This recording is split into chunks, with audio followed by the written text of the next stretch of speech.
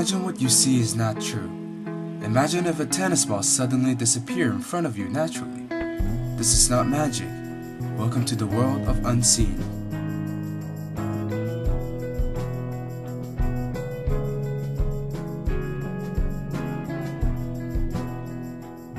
We rely on our eyes to catch information from surroundings. 80% of information that we get every day comes from our eyes. We respond according to the information caught by them.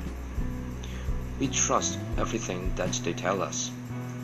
People always say, seeing is believing. But how about the things that we cannot see, even though they are in front of our eyes? Human eyes are not incredible. They are organs that have light-sensing cells called rods and cones, which can tell the brain the composition of the light rays that enters the pupil. Light rays that reach the eyes would first be reflected by the lens. An image is then formed on the retina, which is covered by rods and cones.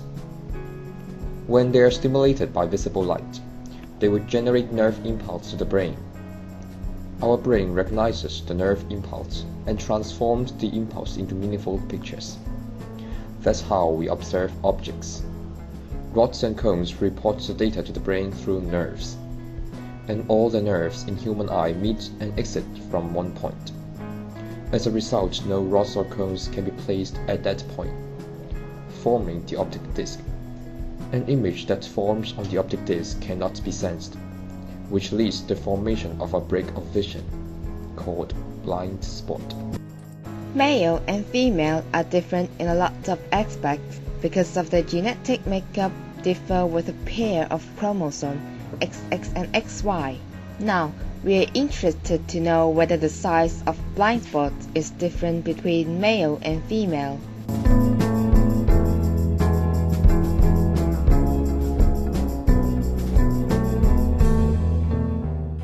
To start with, 10 candidates were invited, in which half of them were females and the other half were males.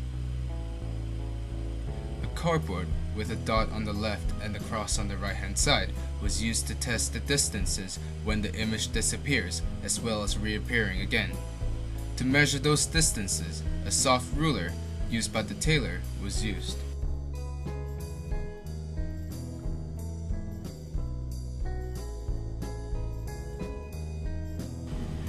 Each of the 10 candidates was asked to cover the left eye, and then held the cardboard themselves away from their eyes, with their arms straight. Where the tested eye should be located in the middle of the symbols, and the symbols should be parallel to the eye tested. They were then asked to focus their eyesight on the dot, then move the cardboard towards themselves slowly until the cross on the right hand side disappeared in their eyesight. Once the cross disappeared, this particular distance was measured and recorded as D1.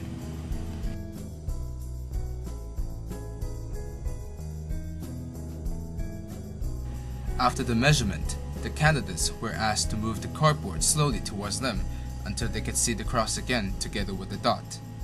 Their eyesight should always be focused on the dot throughout the experiment. When the cross reappeared, this particular distance was measured and recorded as D2.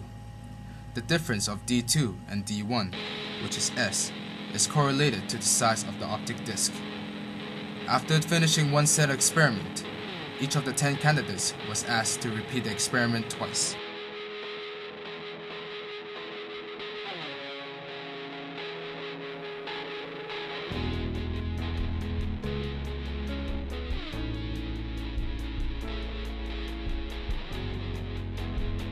After obtaining all the data from the 10 candidates, the 3 sets of data obtained from the same candidate were averaged and the standard deviation, SD, were calculated. All the data collected for the distance when the cross disappeared, D1, from all candidates fell into the range of 22 to 36 cm, and those for the distance when the cross reappeared, D2, fell into the range of 15 to 27.5 cm. From the data, we can see that both sets of data collected from male and female do not deviate much from each other.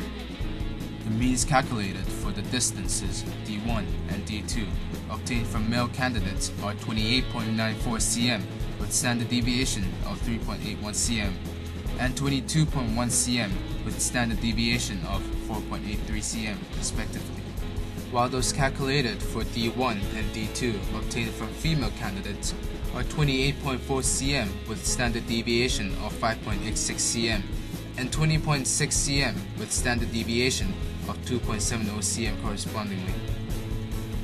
From these three graphs, we can see that D1, D2, and S are not significantly different between male and female, as S is correlated with the size of the optic disc, and the size of the optic disc determines the size of the blind spot that forms on the image.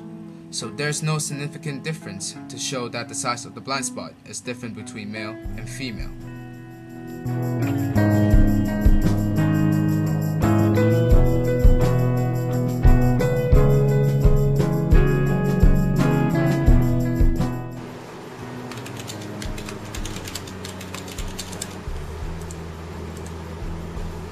From the result and theoretically, the size of optic disc is not related to the gender. It is caused by polymorphism, which is a genetic variation between each individual, just like the size of our eyes. You may be scared that humans will miss large amounts of information every day because of the blind spot. You may also be scared that when you're playing tennis, the ball will suddenly disappear. However, you will not see this unless you use only one eye to see, or your eyes are having some abnormalities on the optic nerve or retina. Our brain is a powerful information processing center. It combines the image from both eyes and replaces the missing image from the image caused by another eye. As a result, the final image that we see is the whole picture with our missing spot.